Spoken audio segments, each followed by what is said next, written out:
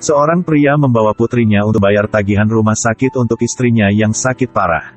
Tapi setelah dia membayar, dokter mengatakan bahwa istrinya meninggal tadi malam. Sekarang kamu bisa pergi mengambil mayatnya. Pria itu terkejut dan berkata, "Saya berada di rumah sakit sepanjang malam dan mengapa tidak ada yang memberitahu saya?" Orang yang bertanggung jawab berkata lagi, "Jika saya memberitahu Anda tadi malam, apakah Anda masih akan membayar tagihan rumah sakit hari ini? Hanya setelah Anda membayar, kami berkewajiban untuk memberitahu Anda." Mata pria itu merah karena marah. Dan adegan ini sehingga Gabar melihatnya. Jadi saya memutuskan untuk menghukum rumah sakit ini.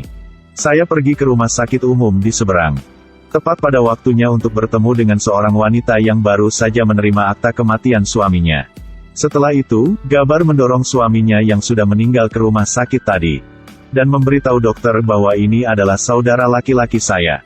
Selama Anda bisa menyelamatkan hidupnya, tidak peduli berapa biayanya. Kemudian dokter melakukan serangkaian tes. Kemudian menemukan bahwa orang mati itu tidak bisa mati lagi. Tetapi menurut prinsip kerja mereka yang konsisten, mereka masih memutuskan untuk membiarkan anggota keluarga mereka membayar biaya rumah sakit dan kemudian berkata, "Dokter memberitahu Gabar bahwa kondisi saudaramu sangat serius. Membutuhkan perhatian medis segera.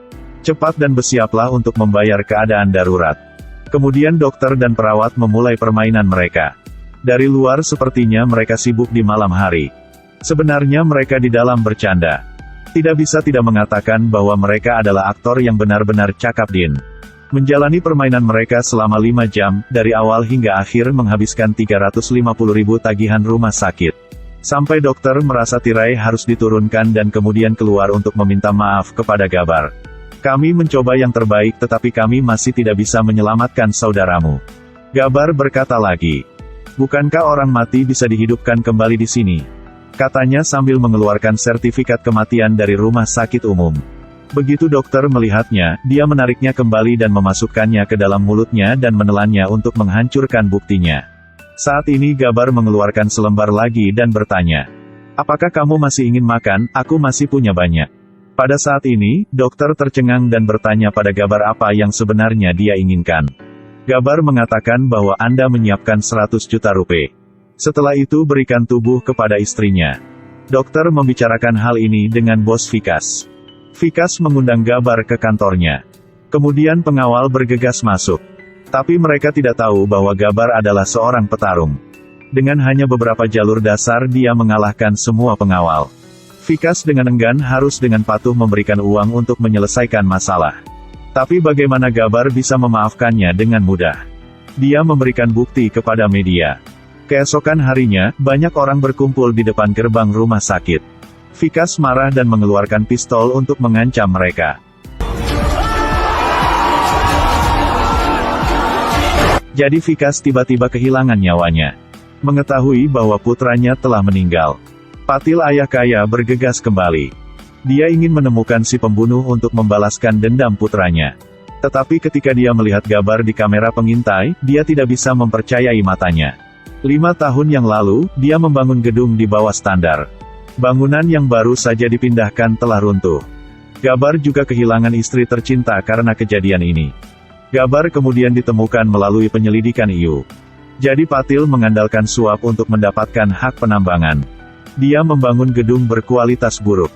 Sehingga menyebabkan kejadian menyedihkan itu. Gabar membawa bukti untuk menemukan Patil. Tetapi Patil tidak hanya tidak menunjukkan belas kasihan kepada korban. Sebaliknya dia menghina Gabar. Dan memberitahunya, "Jika Anda suka mencela, pergi ke sana dan laporkan, tetapi tidak ada yang akan mempercayai Anda. Karena mereka semua dibeli oleh saya." Jadi Gabar menelepon polisi dan menteri dulu. Tetapi begitu mereka mendengar tentang cerita Patil, mereka langsung menutup telepon. Patil sekarang menjadi lebih arogan. Dia tidak berhenti memprovokasi Gabar. Gabar melihat keadilan tidak dihargai. Jadi dia memutuskan untuk menggunakan caranya sendiri untuk menyelesaikannya. Pergi menutup pintu. Lalu menendang seorang pria berjas. Segera dia mengalahkan yang lainnya. Patil didorong keluar jendela oleh saya ingin melemparkannya ke bawah. Dia sangat takut sehingga dia buru-buru meminta maaf dan terus meminta maaf padanya. Gabar yang jujur membiarkannya pergi dan berbalik. Pada saat ini, Patil mengeluarkan palu untuk menyelinap menyerangnya. Dia pikir Gabar dibunuh olehnya. Jadi saya mengirim seseorang untuk mengusirnya di pinggiran kota.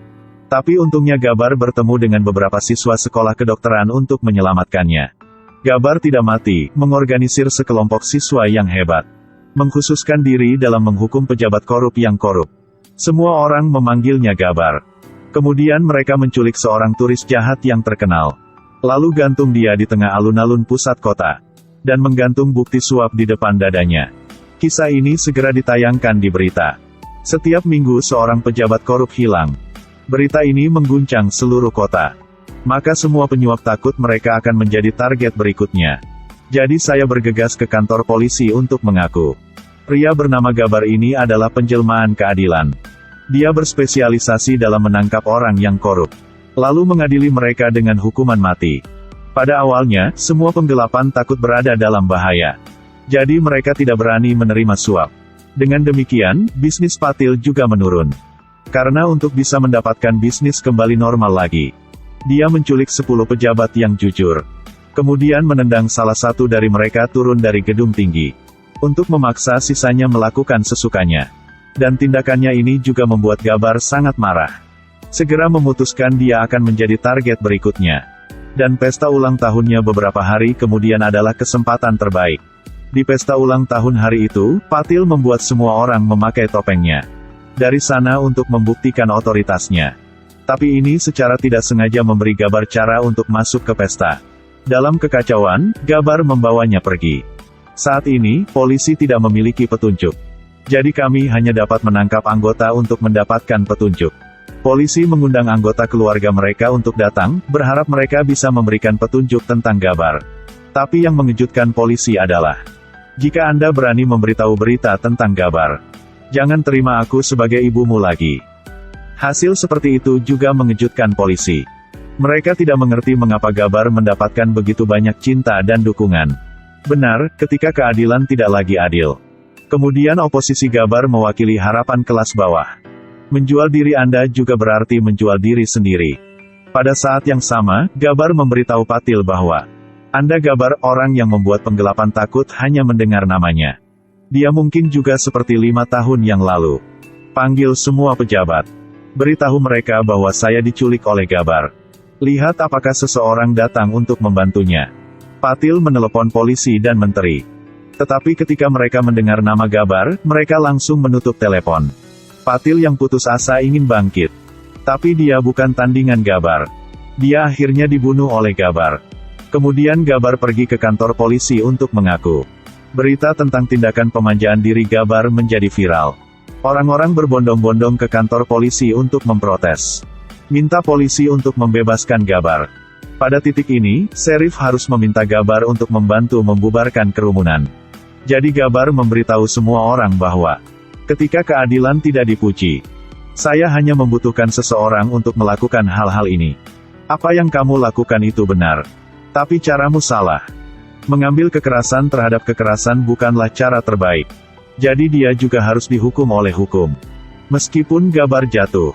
Tapi begitu semua orang mulai bangun, akan ada Gabar di hati semua orang. Film berakhir di sini. Terima kasih semuanya sudah menonton, sampai jumpa.